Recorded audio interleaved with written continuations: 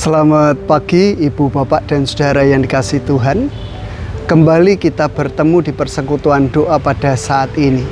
Sebelum kita bersama-sama mendengar merenungkan firman Tuhan, kita akan datang terlebih dahulu kepada Tuhan di dalam doa. Kita berdoa.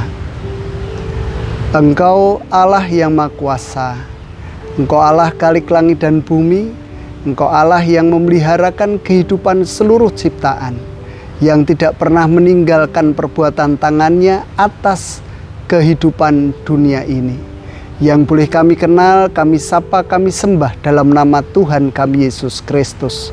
Segala puji syukur, hormat, kemuliaan hanya bagi Engkau di tempat yang maha tinggi. Pagi hari ini kami bersama-sama hadir, kami bersama-sama berteluh di hadapan Tuhan, mengucapkan syukur atas setiap perkara yang boleh terjadi dalam kehidupan kami. Bahkan kalau kami mengingat semalam Engkau menyelimuti kami dengan kasih-Mu, dan pagi tadi Engkau membangunkan kami dengan kekuatan baru, untuk kami boleh memasuki hari baru pemberian Tuhan. Bahkan pagi hari ini, kembali kami Engkau perkenankan mempelajari sebagian firman Tuhan. Biarlah Engkau nyatakan apa yang menjadi kehendak Tuhan bagi kami, untuk boleh kami kerjakan di dalam kehidupan sehari-hari. Hamba-Mu yang penuh dengan kekurangan, mampukan untuk boleh berkata-kata seturut dengan kehendak Tuhan sendiri. Menyerahkan waktu ini sepenuhnya dari awal hingga sampai akhir ke dalam tangan kuasa Tuhan. Hanya di dalam nama Tuhan kami Yesus Kristus kami berdoa. Amin. Ya Ibu Bapak dan Saudara yang kasih Tuhan, pagi hari ini kita hendak bersama-sama belajar dari kitab Habakuk. Habakuk yang ketiga, ayatnya yang ke-19. Habakuk 3 ayatnya yang ke-19, saya baca demikian. Allah Tuhanku itu kekuatanku. Ia membuat kakiku seperti kaki rusa. Ia membiarkan aku berjejak di bukit-bukitku. Saya ulang sekali lagi. Allah Tuhanku itu kekuatanku. Ia membuat kakiku seperti kaki rusa. Ia membiarkan aku berjejak di bukit-bukitku. Ya Ibu Bapak dan Saudara yang kasih Tuhan, kalau kita melihat keseluruhan dari perikop ini, dari bagian Habakuk 3 ayat 1 sampai 19 tentu saja, Lembaga Alkitab Indonesia memberikan judul pada perikop ini adalah Doa Nabi Habakuk. Yang menjadi pertanyaan tentu saja, kenapa Nabi Habakuk harus berdoa di hadapan Tuhan? Ada masalah apa sehingga Habakuk harus menghadap Tuhan?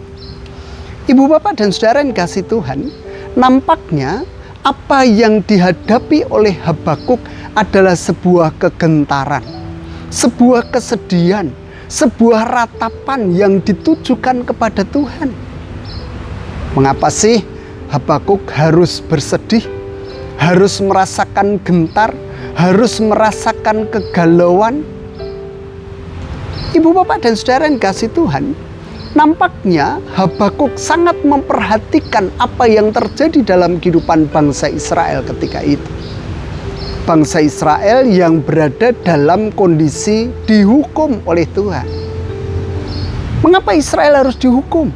Karena kesalahan-kesalahan, pelanggaran-pelanggaran dosanya di hadapan Tuhan.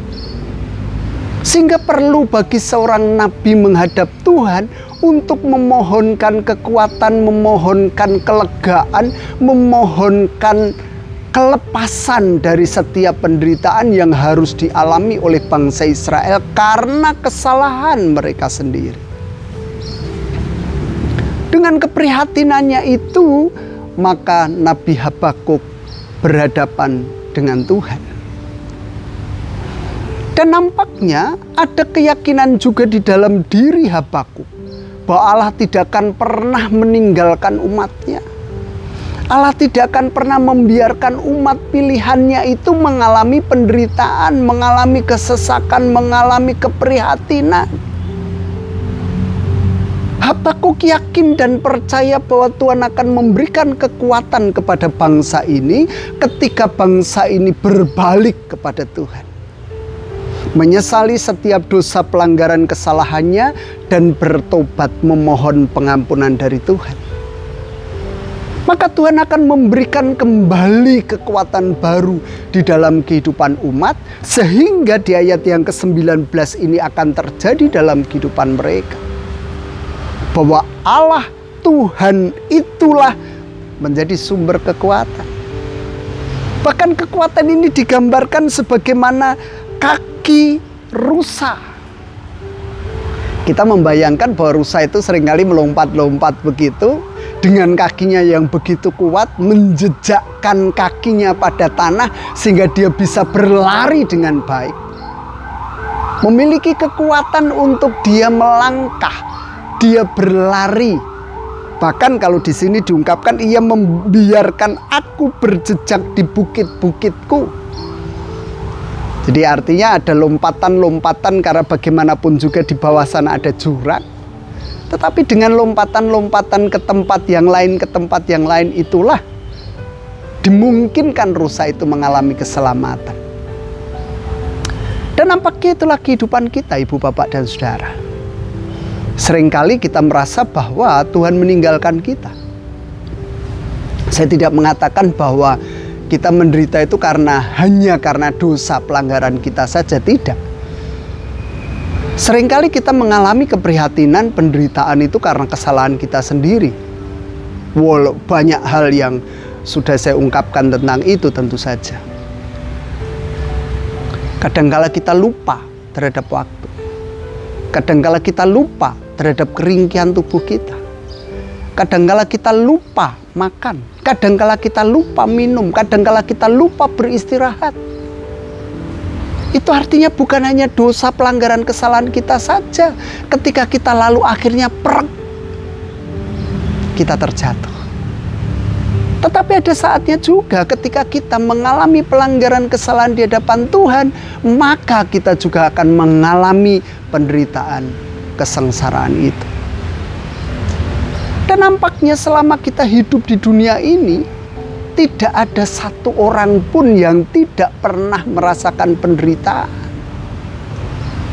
Semua orang pasti mengalami penderitaan itu. Tidak memandang usia, tidak memandang jabatan, tidak memandang soleh dan tidaknya seseorang. Karena bagaimanapun juga kalau kita mengingat lagu di KJ, bukankah kekuatan itu diberikan kepada kita?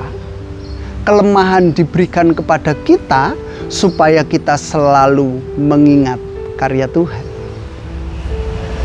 Dan oleh sebab itu jangan pernah kita meninggalkan Tuhan, tentu saja.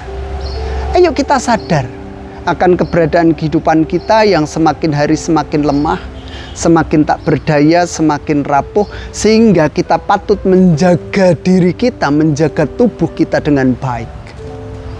Tetapi di satu sisi yang lain, ingatlah bahwa kita manusia yang lemah juga di hadapan Tuhan. Kita seringkali mudah terjatuh oleh dosa, oleh pelanggaran kesalahan kita.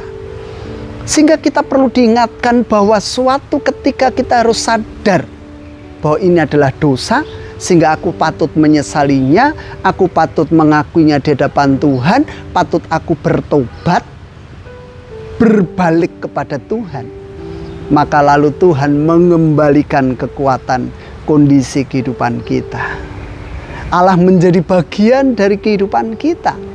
Bahkan kita bisa berseru sebagaimana ungkapan Habakuk di ayat yang ke-19. Allah Tuhanku itu kekuatanku.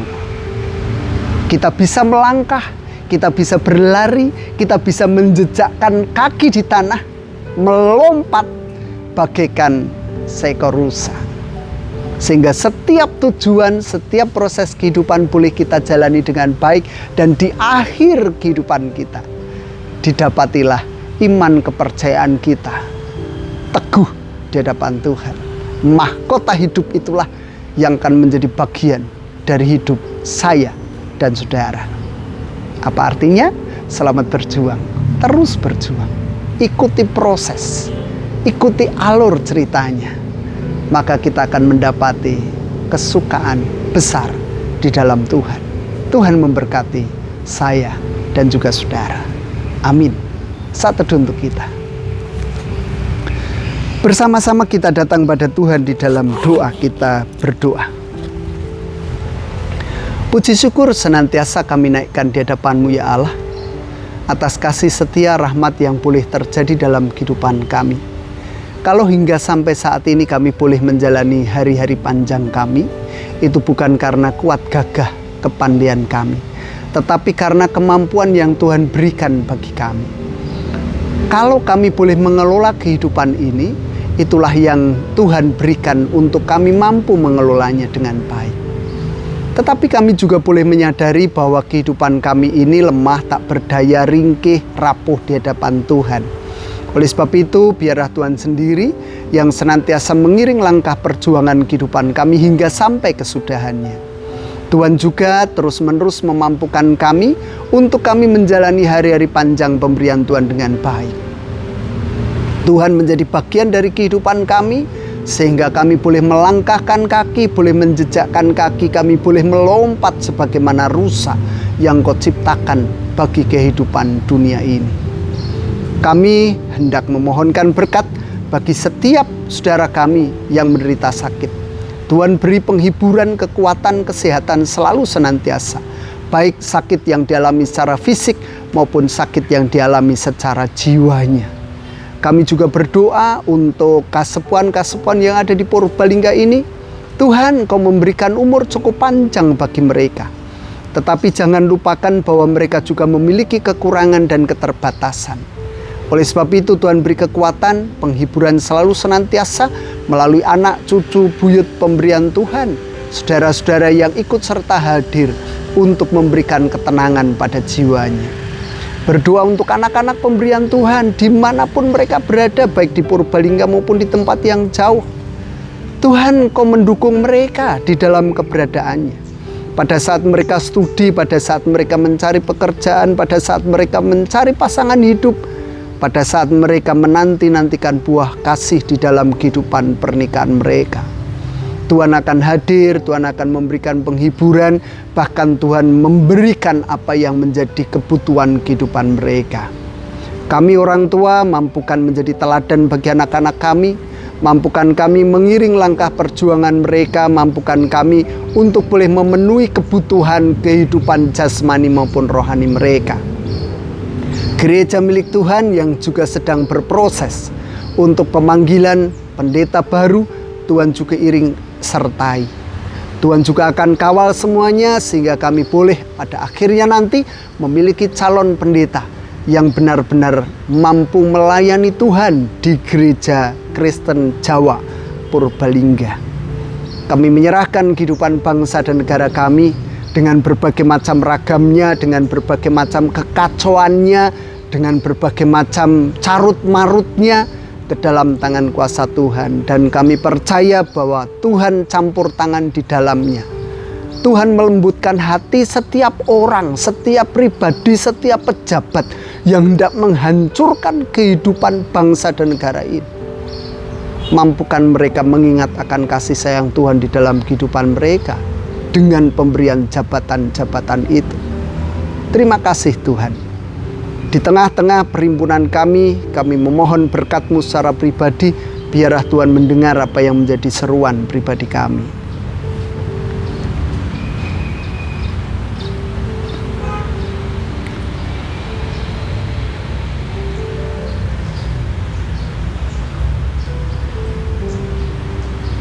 Sebentar lagi kami hendak mengakhiri persekutuan ini.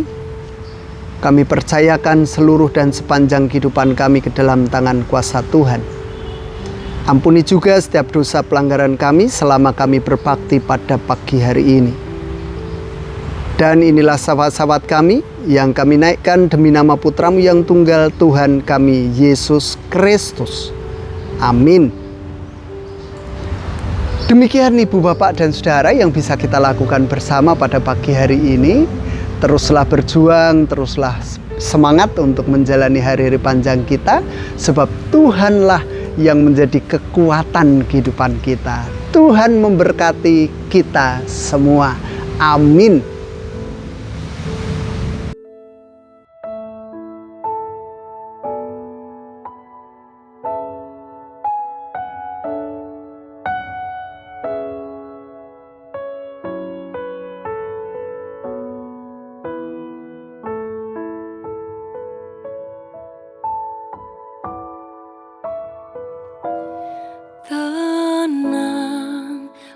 yakini hatiku, Tuhan memimpin langkahku di tiap saat dan kerja. Tetap ku rasa tangannya. Tuhanlah yang membimbingku, tanganku dipegang teguh.